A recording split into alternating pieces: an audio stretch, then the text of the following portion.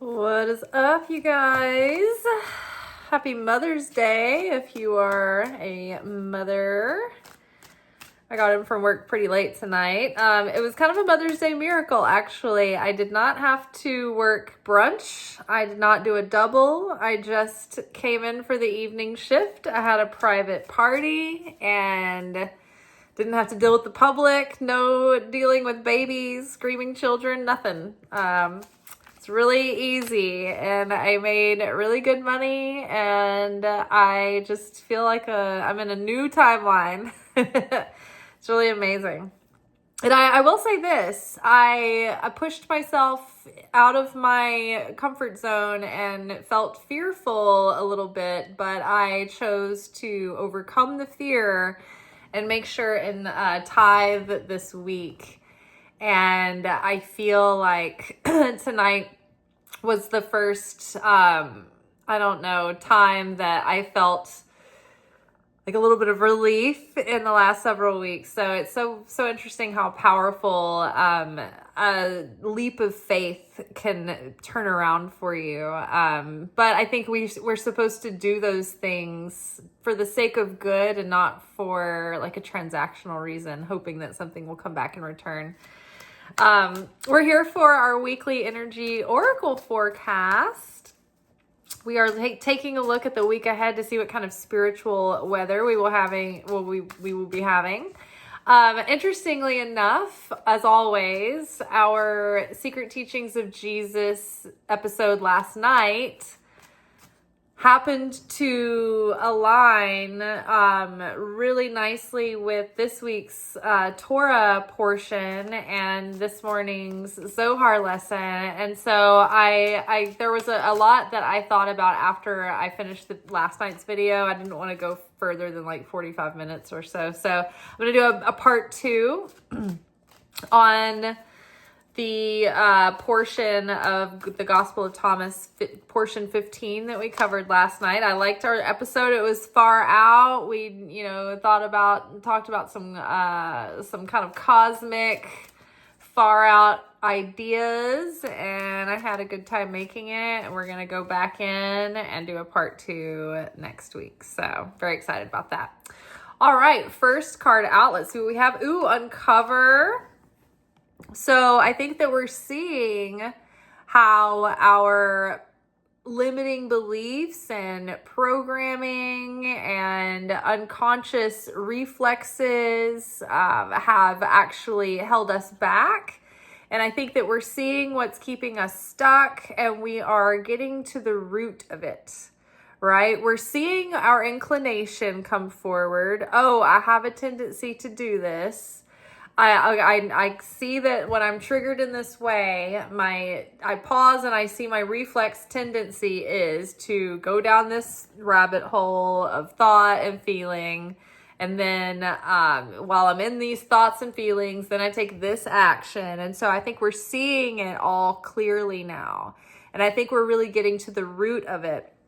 I was talking about the other day how helpful I find it to just look at the wheel of emotions. If you guys have never seen it, it's like this colorful wheel sliced into all these little segments, and it has like these bigger chunks in the middle, these 4, 5, 6 or so segments of triangles, and then from there it like branches off into many triangles, and there's like layers and layers and layers. And it's called the wheel of emotions, and there's like root emotions, and then there's like secondary emotions, and then there's a third level of emotions that branch off from those.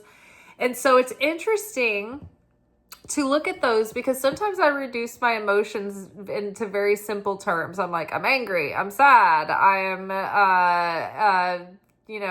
frustrated. It's like there's excited, like I can get pretty basic, but they can get very nuanced. But the interesting thing is that the more nuanced your feelings are, they all have these very few root feelings attached to them. And so when I can name my feelings, like the specific feeling, and I see like, oh yeah, I've been feeling all of these kinds of feelings, recently, and the root feeling of these is, surprisingly enough, this emotion. Oh, I didn't realize I was so angry. I didn't connect that feeling or that thought train or that pattern to anger necessarily. So it's interesting to see like where the root emotion is and what the more subtle variant emotions are that branch off of that. And I think that when we can see, oh, okay, that's what that is, and really name it, it starts to take the intensity out of it, and it helps us start to deconstruct that pattern and disengage with that and pause, recognize it, and then feel like, oh, okay, I understand what that is now, and I am, not going to be controlled by this. I'm going to have control over this thing. So uncover as things come up. Just try not to get all mad at the moment, because then you'll miss the lesson. Be like, oh, I'm triggered. Oh, I see I'm getting mad in this moment. Oh, but where am I going with this? And it's a wonderful opportunity to transmute that. And then what we transmute, when we break open that negativity, it releases this energy that then can be transformed and shifted into like our manifestations. Oh my gosh, feel the feelings, name them. So uncover the feelings and the thoughts, feel them, identify them. When you feel them and you sit in them, your nervous system and all the different parts of you start to understand and learn that you can handle the discomfort, that you will survive it, and that you can cope, and that you don't have to run away from it or avoid it or try to anesthetize it in any way. You can feel the feeling. And then it takes kind of the scariness and the power out of that feeling. Have you ever rolled your ankle and you're like, oh, initially it really hurts. But if you keep running, like say you're out jogging and you roll your ankle and it hurts at first, but if you keep running on that ankle, it's kind of okay. Like you adjust to the pain, it goes away. But then you come home and you sit and you rest, and then you stand on that foot again, and the ankle has had time to like stiffen up, and it hurts and it's tender, and until you get up and start moving around, and then your foot kind of gets used to the pain again, right? So it's like kind of the same. When we feel the feelings, our body kind of adjusts and it learns how to respond to that. And then the signal, which is the pain or the discomfort that's like trying to get our attention, it's like it's not needed anymore, because the attention has already been gotten and we've already started to address the issue. So the signal, the pain, the alarm going off isn't so necessary. So the body, doesn't keep responding in kind. I have this poll, and I never talk about it, but like I don't take lessons or anything. I just struggle on it, but it's fun, it's good exercise. And when I do spend time practicing and trying like certain moves or holds on it like when I first got it like everything was excruciating. Like every time you would try to hold yourself on, like your skin was just pulling and ripping. It was so painful, and spinning makes you so dizzy. And then after you kind of like keep with it for a couple of weeks, it's like those pains never happen anymore. Like I won't even practice or do anything on it, and then I'll just like come up and jump on and do a spin, and it doesn't tear at my flesh the same way. Like I've pushed through that initial barrier, that pain barrier, and then like my body adjusted. Same with like dealing with things that give us anxiety, like fears that we don't want to face, that we need to face. Like once we sit in that discomfort, our ego and our subconscious defense mechanisms don't see them as like a mortal threat anymore. And so they're not reaching for the trauma response comforts, right, that our nervous system has learned to look for and reach for. And then that is what causes us to play out patterns, whether they be behaviorally or emotionally or what have you. So really dismantling this unconscious programming this week. I love it. Embrace. I knew this card was going to come up. So this is all about, like, there was actually even a Zohar verse last week that talked about not becoming weary with the tests that the trials that God brings us through. Like, don't become weary of them. Like, we're seeing them the wrong way. And if we can embrace those tests and those challenges and those challenging times, then what happens is that, like, okay, when you're in a situation and unpleasant circumstances are happening, say you have like a problem kind of that's arisen in a situation, like you've thrown an event and then a problem has arisen and it needs to be dealt with. If you immediately go into, I can't believe this is happening, I'm so pissed, blah, blah, blah, which we all love to do that, feels good, feels great, but we're fighting the moment, right? We're resisting the moment. I can't believe this is happening. I don't accept this. This is terrible. I can't believe this is happening. We're leaking energy. We're burning daylight. The problem still exists. We're not addressing the issue. But if we're like, all right, it is what it is. This is what we're working with. Let's proactively come up with a solution here and get through the problem. Then before you know it, you're already on the other side of the challenge and you haven't given yourself time to waste energy just bemoaning the situation, fighting and resisting what is. You're accepting that this is the level of the game at this current juncture and I better get in there and play it, right? So it's like being in a basketball tournament and then being mad at the other team for playing or for resisting you, right? It's all part of the game. You can't win without the other team's resistance. So it's like, do you like playing basketball or not, right? It's like being on a basketball team and then getting upset every time the other team has the ball or every time they get the ball from you, like taking it personally, you know, and being like, oh, I hate when that happens. And it's like, well, that's half the game right there. So like, it's just a mental adjustment sometimes.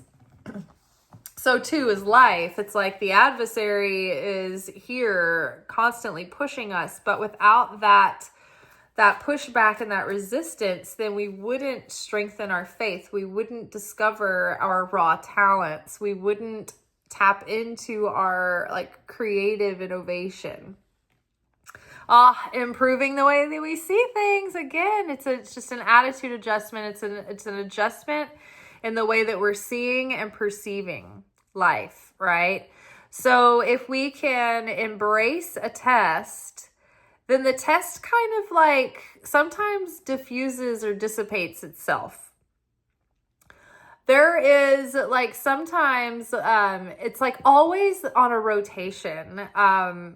It's interesting, when I left film, one thing that I wanted was to find a job where I would be in a place for a long time and I would be stuck with these people essentially, right?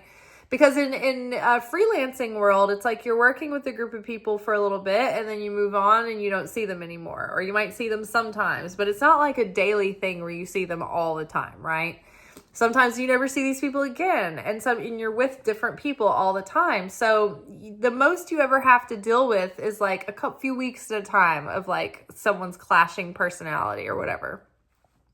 And so when I left film, I was looking forward to being in a situation where I would be forced more to grow by being around people with different personality types and, clashing this and that and whatnot. And so I knew that would be a really good growth opportunity there that film hadn't offered me, because I wasn't having to stick it out with people and learn to like them, on the other side of difficulty, right? So part of this pleasurous experiment is that in a restaurant, there's people turning over kind of all the time. Like you work with your core crew all the time, like they stay for maybe, years. But then there are other people that only come in and work for a couple of months, or maybe they work for the year or a couple of years or whatever. And so it seems like there are certain archetypes that always come through, especially if it's in your tikkun to have to like deal with these scenarios, right? So in film, I noticed that I was always in a situation where I was like the hardest worker and I was good at what I did. And so then like the other assistants or people in my departments, like they would sort of slack and I would end up carrying a lot of the weight.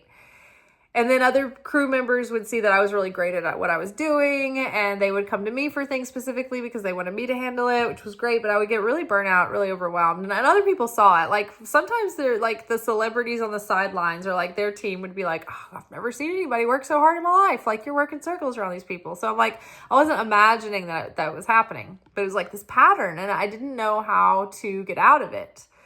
And like I left the film industry and it was just like I never knew how to engage people who just wanted to show up and rub elbows and they weren't like paying attention to the work and no one was like, you know, kind of like overseeing it or whatever. And so that kind of confrontation was always difficult. I didn't know where my place was. If I wasn't in a position of authority, it's like, how do I address this issue? And so there's always, even in like when I left that, it wasn't resolved and I go to the restaurant and there's always at least one person that I am feeling like that same dynamic with, that they like barely do anything. They always get to leave early. Like, it's just like, I know this person is sent to me. This is like, this is part of the lesson. And so there's always one, and there's always this story arc where I don't notice it at first, and then it gets worse, and then it gets to a point where I'm like at my wit's end, and I'm so just like annoyed at this person.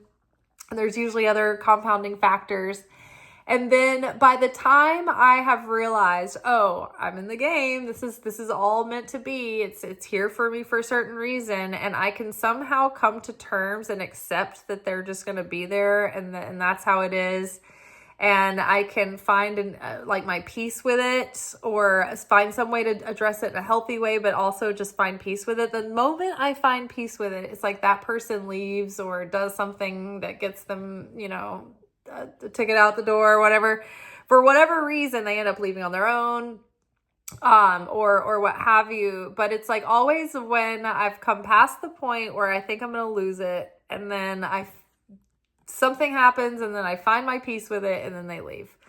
And so recently, it had been a minute, and we were all thinking like, oh, have we finally found like our peace with the team? Like where we've got a great team, and we had a few new hires recently, and the new thorn in my flesh revealed themselves. And it's really funny because unilaterally our entire team caught on to this person quickly and like in unity. I'm like, it's not just me this time. And so there have been days where it is such a blatant like display of disrespect and just like a slap in the face. So I'm like, oh my God, I know my ego, it's getting triggered. Like but it's also like abusive. And so it's just like, how do I navigate this? So I've been doing my best to not be too passive, but to not be highly combustible or aggressive. I've been trying to walk the tightrope of being assertive, but also like not letting it drive me insane. And it is a little bit, but I'm trying, and like God knows I'm trying. And the other night, I think I didn't have any more piss and vinegar in me left, you know. I was just like, like I just decided to ignore him completely and just not think about it and just go over the top to put in the work to make my life better. And of course he's like out in my section and like, so using all the supplies, not bringing it out there. It was like the prime triggers, right? And I was just like, I'm just not going to let it bother me. And I wondered, there was something different about that evening. He started, he kept coming up to me and asking me, like, he kept taking things out of my hands and stuff. And, which he's a performer. Like, he knows when he's crossed a line and then he's trying to, like, win points again. But I was just like, you know what? The energy had shifted something, and I was just like, you know what? Well, we're just gonna ride it out. We're just gonna go with it, right? Just let the energy shift. Maybe it's transforming. Maybe he's gonna do better. Maybe I can believe that he's gonna change, or maybe he won't. Maybe there's no change. But either way, I'm making my peace with it because I don't want it to affect my cosmic scale. I don't want to be stuck in negative feelings, and I don't want to give my adversary, the opponent who's dangling this carrot, right? I don't want to give my opponent more of my light, right? So I'm trying to change the way that I'm perceiving, change the way I'm responding. I'm seeing my inclination. Like, I feel the trigger. I'm watching the inclination. I'm trying to name it. I'm trying to be in the discomfort. I'm trying to see it differently. And lo and behold, like, the energy, I think, around the situation is at least shifting. We'll call it shifting. We'll see how it plays out, right? But I think it's interesting. But a lot of it is rooted in, okay, I'm going to have to shift my perspective. I'm going to shift the way that I'm seeing things, and I'm definitely going to shift the way I'm speaking about things, because my negative words are actually working against me. And one of the lessons in the Zohar last week, which the Zohar is the commentary, the deepest, like, spiritual commentary on the Torah. The lessons of the Zohar last week were talking, or maybe this was actually from my Kabbalah class this week, but the point was that my teacher brought up, he's like, you know how they say, like, your days are numbered and you have, like, a certain amount of years to live. And he was like, it's not actually that your time is numbered.